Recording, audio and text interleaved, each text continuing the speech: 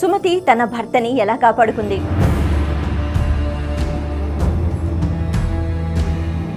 సుమతి సూర్యోదయాన్నే ఆపేసిందా?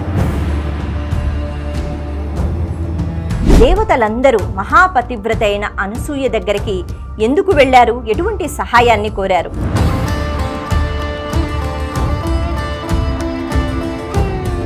భర్త చనిపోతాడు అని తెలిసిన సుమతి ఏం చేసింది? మహాపతివ్రతుల శక్తులు ఇలా ఉంటాయా?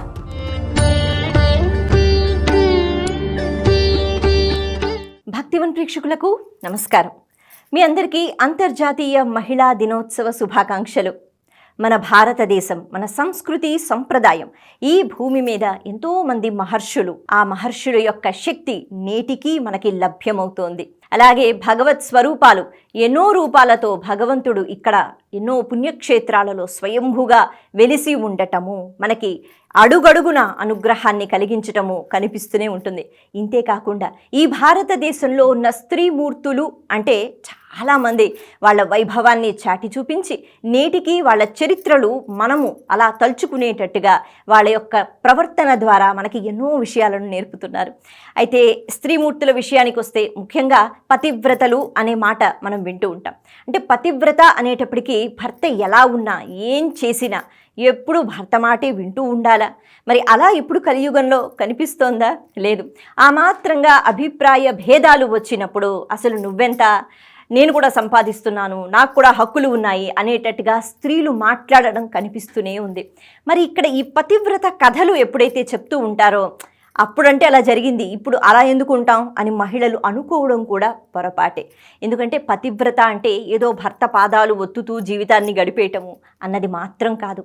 భార్యాభర్తలు అనేటప్పటికీ ఒకే శరీరం రెండు ఆత్మలు అనేటట్టుగా ఉండాలి, లేకపోతే ఒకే ఆత్మ రెండు శరీరాలు అనేటట్టుగా ఉండాలి.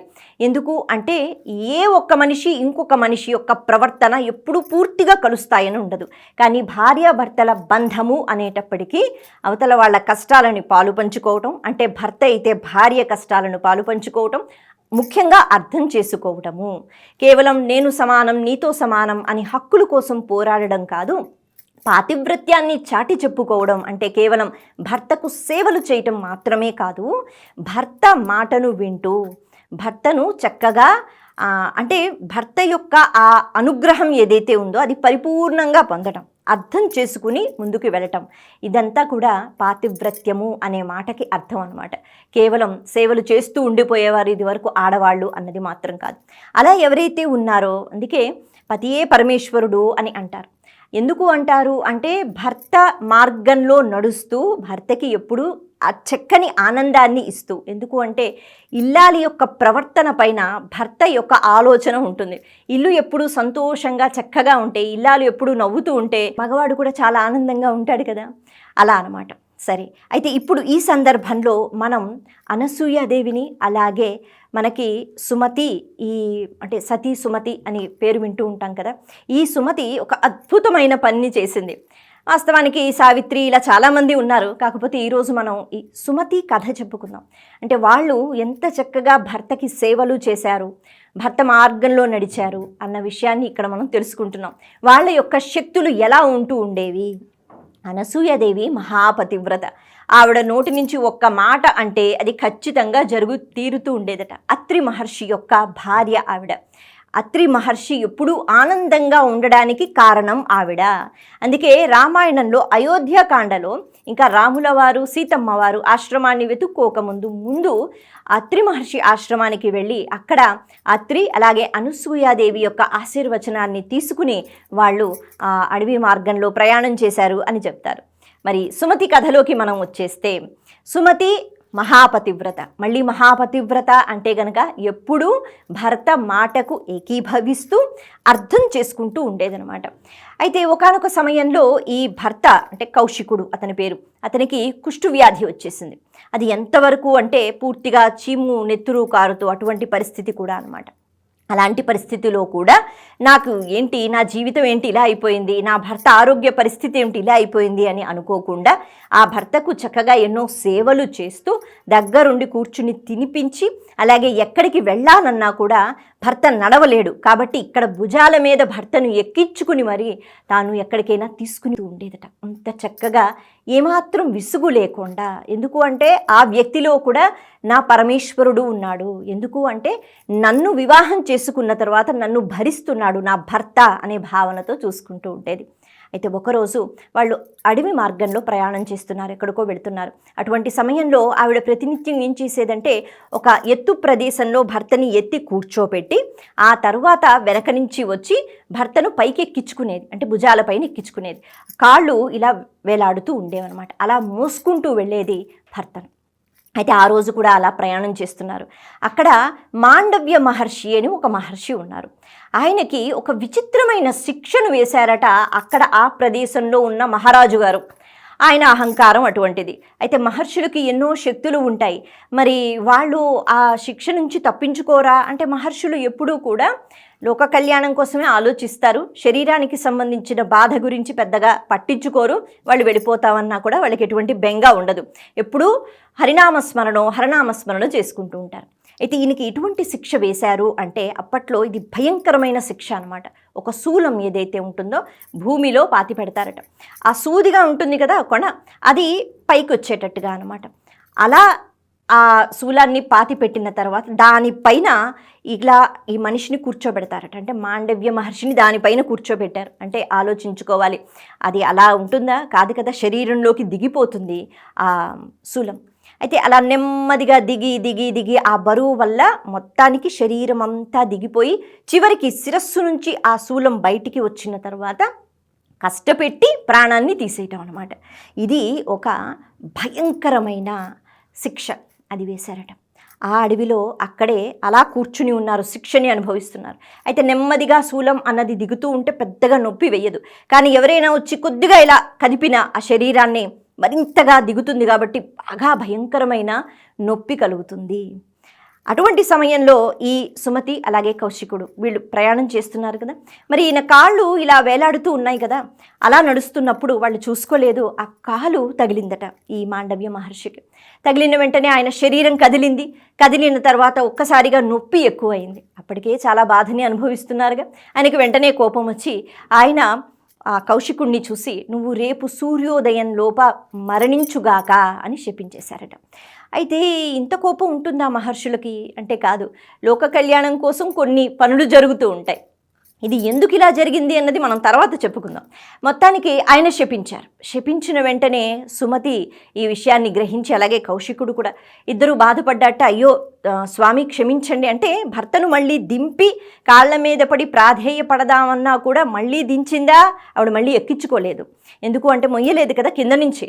అందుకని ఆవిడ అలాగే మాట్లాడుతోందట మహర్షితో, స్వామి పొరపాటైపోయింది, కాకపోతే తెలిసి తన్నడం అన్నది కాదు, ఇదిగో నేను ఇలా తీసుకుని వెళుతున్నాను కదా అనుకోకుండా కాలు తగిలింది, మీరు క్షమించాలి, పెద్ద మనసు చేసుకుని ఇంత పెద్ద శిక్ష వెయ్యకండి నా భర్త అని ఆవిడ ప్రాధేయపడింది.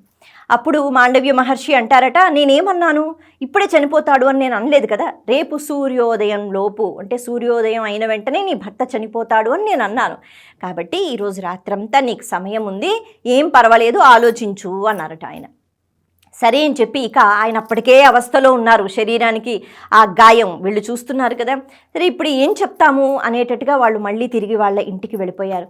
అక్కడ భర్తను చక్కగా దించింది. ఇప్పుడు ఇద్దరు బాధలో ఉన్నారు, ఏం చెయ్యాలి అని ఆలోచిస్తున్నారు. అటువంటి సమయంలో ఈ సుమతి తాను చక్కగా కూర్చుని భగవంతుడిని వేడుకుందట. అంటే నేను గనక పతివ్రతనే అయితే, నేను ఎప్పుడు పరమాత్మను నా పతిలో నేను చూసుకున్నట్లయితే రేపు ఉదయం సూర్యుడు రాకూడదు, అంటే సూర్యోదయం అయితే కదా భర్త చనిపోతాడు, కాబట్టి సూర్యుడు రాకూడదు అని ఆవిడ అనుకుందంతే. అనుకున్న వెంటనే విచిత్రం ఏమిటి అంటే మహాపతివ్రత కదా, ఆవిడకి అలాంటి శక్తులు ఉంటాయి.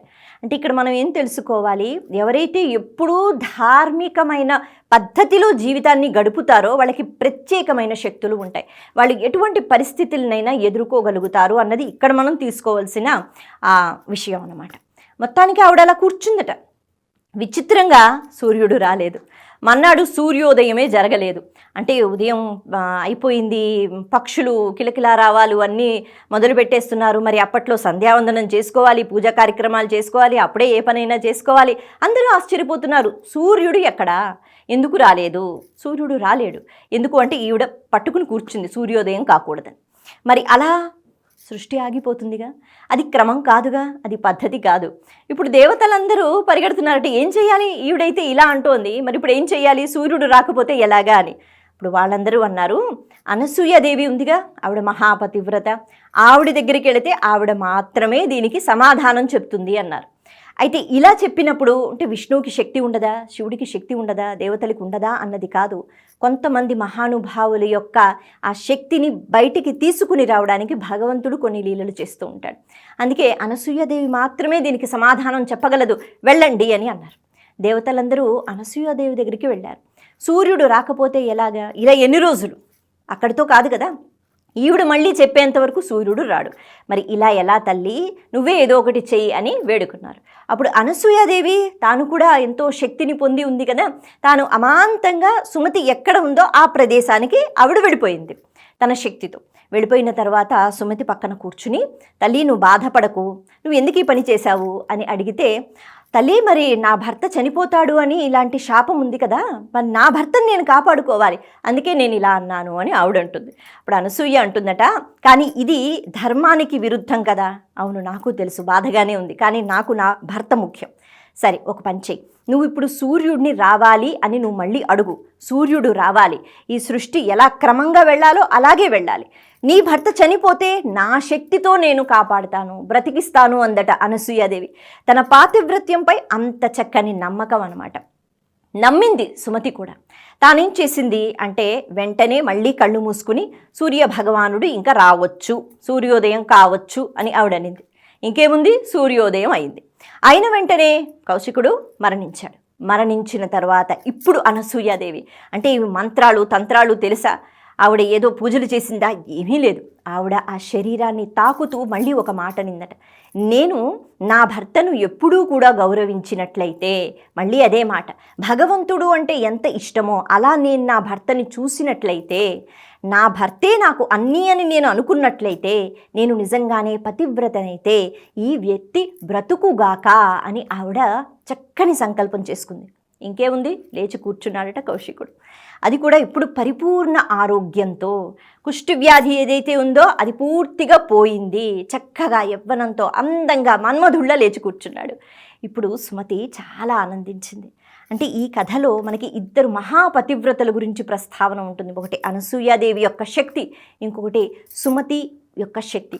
మరి వీళ్ళిద్దరూ ఏం చేశారు? ఎక్కడికో వెళ్ళిపోయి తపస్సులు చేశారా? లేదు. ఎప్పుడూ భర్తని గౌరవిస్తూ, కష్టాలలో పాలు పంచుకుంటూ, ఒకరినొకరు అర్థం చేసుకుంటూ మహాపతివ్రతలుగా మారి ప్రత్యేకమైన శక్తుల్ని పొందారు. అందుకే అనసూయాదేవికి మాత్రమే నేను కుమారుడిగా వస్తానని బ్రహ్మ విష్ణు మహేశ్వరులు ముగ్గురు ఏకమై దత్తాత్రేయ స్వరూపాన్ని పొంది వచ్చారు. ఇలా చెప్పుకుంటూ పోతే మన భారతదేశంలో స్త్రీమూర్తులు వాళ్ళ వైభవం గురించి ఎంత చెప్పుకున్నా తక్కువే. కాబట్టి ఎంతోమంది మహానుభావులు వాళ్ళ జీవిత చరిత్రలు తెలుసుకుని మనం కూడా అటువంటి అలవాట్లు ఏవైతే ఉన్నాయో అలవాటు చేసుకుంటామో ఖచ్చితంగా ఈ స్త్రీమూర్తి ఎలా ప్రవర్తించాలి అన్నది కూడా మనకు అర్థమవుతుంది. మరొకసారి మీ అందరికీ అంతర్జాతీయ మహిళా దినోత్సవ శుభాకాంక్షలు. నమస్తే.